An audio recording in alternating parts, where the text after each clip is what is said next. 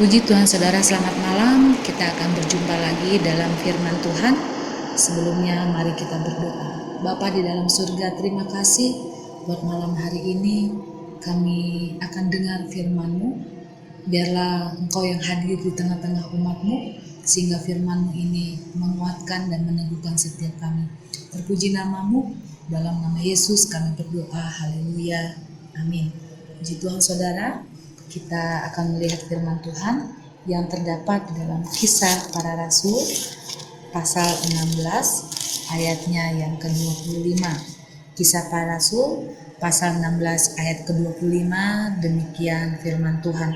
Tetapi kira-kira tengah malam Paulus dan Silas berdoa dan menyanyikan puji-pujian kepada Allah, dan orang-orang hukuman lain mendengarkan mereka. Puji Tuhan. Apa yang menjadi reaksi kita saat situasi sekarang ini? Ada banyak mungkin pemahaman-pemahaman, ada banyak yang kita alami, takut, kecewa, yang pastinya apapun keadaan kita tidak menyalahkan Tuhan, karena Tuhan tidak pernah salah. Tuhan tahu, Tuhan memperhatikan keberadaan kita. Puji Tuhan. Kisah Para Rasul pasal 16 ayat yang ke-25, Rasul Paulus diperhadapkan dengan keadaan yang sulit. Ia berhadapan dengan perempuan tenung dalam ayat yang ke-16. Pada suatu kali ketika kami pergi ke tempat sembahyang itu, kami bertemu dengan seorang hamba perempuan yang mempunyai roh tenung.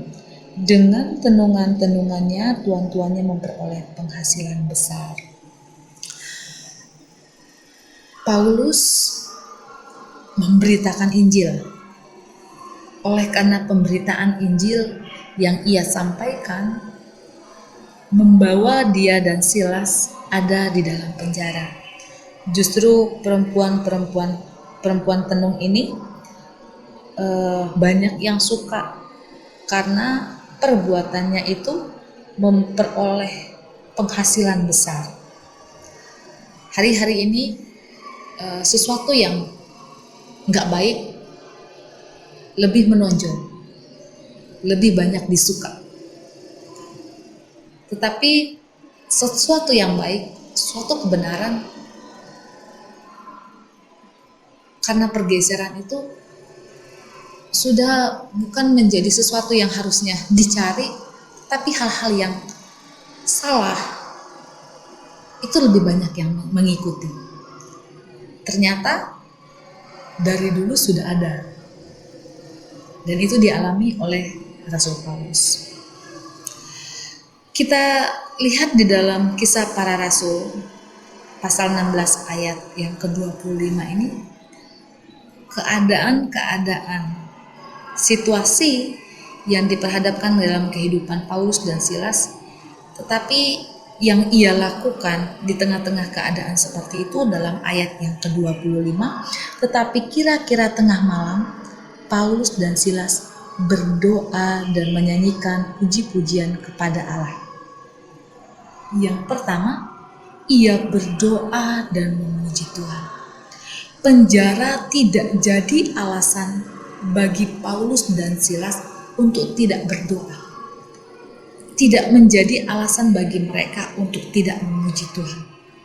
Justru dalam ayat yang ke-26, akan tetapi terjadilah gempa bumi yang hebat, sehingga sendi-sendi penjara itu goyah, dan seketika itu juga terbukalah semua pintu dan terlepaslah belenggu mereka semua. Ada kuasa dalam pujian, berdoa dan memuji Tuhan. Tidak menjadi alasan bagi Rasul Paulus di penjara untuk dia tidak berdoa kepada Tuhan, untuk dia tidak memuji Tuhan. Hal itu tidak membelenggu dia untuk dia tidak menaikkan doa atau menaikkan pujian kepada Tuhan. Begitu juga dalam kehidupan kita. Mungkin saat ini seakan-akan kita terpenjara oleh karena situasi, oleh karena persoalan-persoalan hidup. Tetapi apapun keadaan kita, biarlah kita tetap dapat berdoa dan menaikkan pujian kita di hadapan Tuhan. Sekalipun kita ada di rumah kita masing-masing. Karena ketika kita berdoa, ketika kita memuji Tuhan, kita bukan sedang supaya orang lain lihat, memperhatikan. Tetapi ketika saya dan saudara berdoa dan memuji Tuhan, yang memperhatikan kita adalah Tuhan. Karena firman Tuhan katakan, ada kuasa di dalam puji-pujian. Dan apa yang terjadi tadi sudah kita baca dalam ayat yang ke-26. Dan terjadilah gempa bumi yang hebat. Yang dapat mengerjakan itu adalah Tuhan, bukan manusia. Sehingga sendi-sendi penjara itu goyah, dan seketika itu juga terbukalah semua pintu dan terlepaslah belenggu mereka semua. Yang kedua, apa yang Paulus lakukan di dalam Filipi pasal 3 ayat yang ke-10. Filipi pasal 3 ayatnya yang ke-10, demikian firman Tuhan. Yang ku kehendaki ialah mengenal Dia dan kuasa kebangkitannya, dan mempersekutukan dalam penderitaannya, di mana aku menjadi serupa dengan Dia dalam kematiannya. Yang kedua, mempererat hubungan dengan Tuhan. Penderitaan tidak membuat Paulus berhenti untuk mengenal Tuhan. Makanya dikatakan yang ku kehendaki, yang dikehendaki oleh Rasul Paulus ialah mengenal Dia. Jadi penderitaan yang dialami oleh Rasul Paulus, hal itu membuat dia tidak berhenti mendekat kepada Tuhan, tidak berhenti mencari Tuhan. Justru dengan demikian dia semakin mengenal Tuhan. Justru dengan demikian kuasa Tuhan itu nyata di dalam kehidupannya. Pengenalan akan Tuhan adalah harta berharga, melebihi harta-harta yang ada di dalam dunia ini. Harta yang kita miliki dapat binasa. Harta yang kita miliki tidak abadi, karena hal itu nggak bisa kita bawa ke surga. Tetapi dengan pengenalan kita kepada Allah, itu adalah suatu harta yang mulia yang dapat kita miliki. Oleh karena itu, biarlah kita mempererat, hari-hari ini kita mempererat hubungan kita dengan Tuhan. Sekalipun kita ada dalam penderitaan. Yang ketiga, dalam Filipi 4 ayat yang ke-8. Filipi pasal yang ke-4 ayat yang ke-8, demikian firman Tuhan. Jadi akhirnya saudara-saudara, semua yang benar, semua yang mulia, semua yang adil, semua yang suci, semua yang manis, semua yang sedap didengar, semua yang disebut kebajikan dan patut dipuji, pikirkanlah semuanya itu. Jadi apa yang harus kita lakukan dalam penderitaan? Berpikir positif. Jadi akhirnya saudara-saudara, semua yang benar, semua yang mulia, bukan dikatakan oleh Rasul Paulus semua yang sulit, semua keadaan-keadaan susah itu yang dipikirkan, tidak. Tetapi semua yang benar, semua yang mulia, semua yang adil, semua yang suci, semua yang manis, semua yang sedap didengar, semua yang disebut kebajikan dan patut dipuji, pikirkanlah semuanya itu. Jadi biarlah pemikiran-pemikiran kita memikirkan hal-hal yang baik. Kalaupun penderitaan yang kita alami, jangan penderitaannya yang kita besar-besarkan menjadi pikiran kita. Sehingga ketika penderitaannya yang menjadi pusat perhatian atau pusat pemikirannya kita, yang menjadi menderitalah kita. Tetapi apa yang benar, hal yang positif itu yang harus kita pikirkan. aniaya, penjara bisa saja membuat Paulus menjadi putus asa. Bisa saja membuat dia kecewa. Apa yang ia lakukan adalah pemberitaan Injil.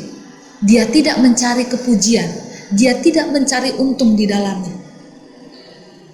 Udah hal itu ia alami, justru dia masuk penjara. Mungkin aja dia putus asa. Mungkin karena keadaan itu dia kecewa.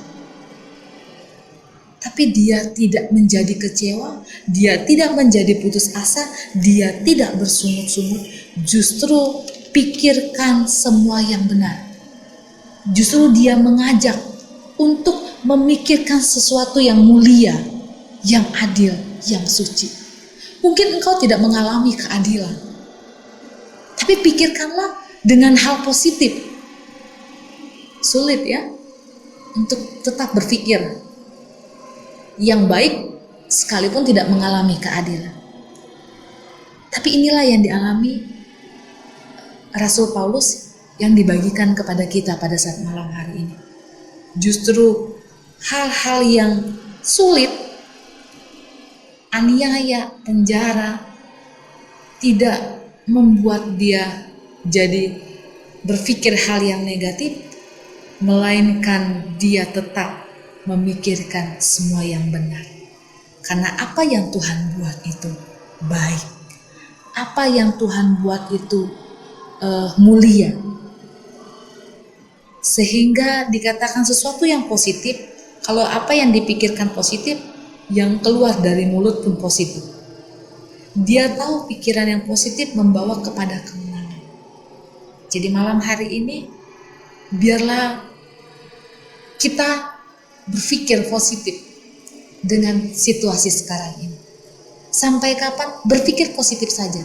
Sampai kapan penderitaan terjadi, ketika saya dan saudara tetap berpikir positif bahwa dia tetap ada bersama dengan kita. Dia tetap ada bersama dengan saudara.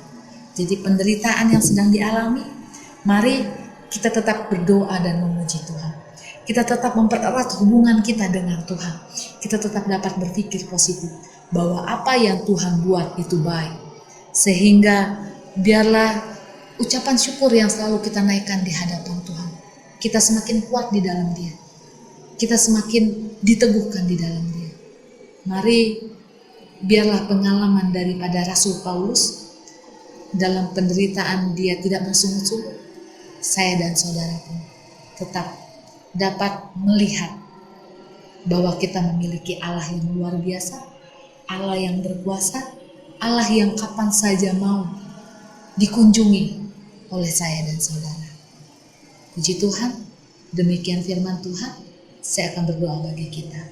Tuhan Yesus yang baik, hari ini sebagaimana kami menikmati firman Tuhan, Paulus yang ada di penjara, tapi dia boleh tetap dapat berdoa, dia tetap dapat memuji Tuhan. Biarlah hari ini Tuhan, kalaupun keberadaan kami seakan-akan terpenjara oleh karena penderitaan-penderitaan yang dialami oleh umat-umat-Mu, tapi malam hari ini Tuhan, hamba-Mu berdoa bagi umat-umat-Mu. Tuhan hadir dan jamahlah umat-umat-Mu di dalam nama Tuhan Yesus. Tuhan tolonglah umat-Mu di dalam nama Tuhan Yesus. Ketika mereka berdoa kepada Tuhan, maka Engkau memperdengarkan seruan mereka.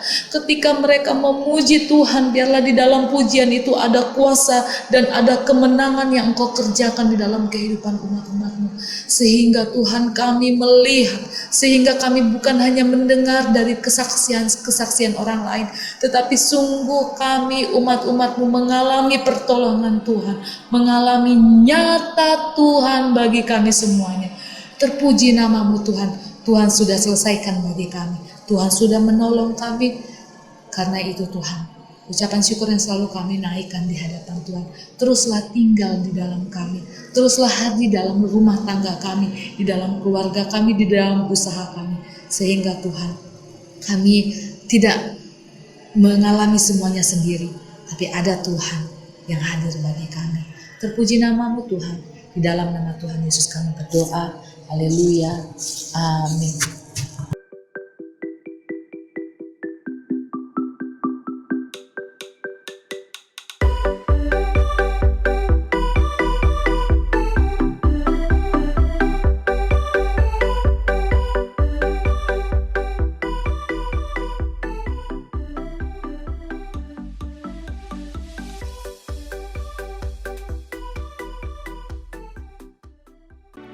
Gerejaku adalah rumahku.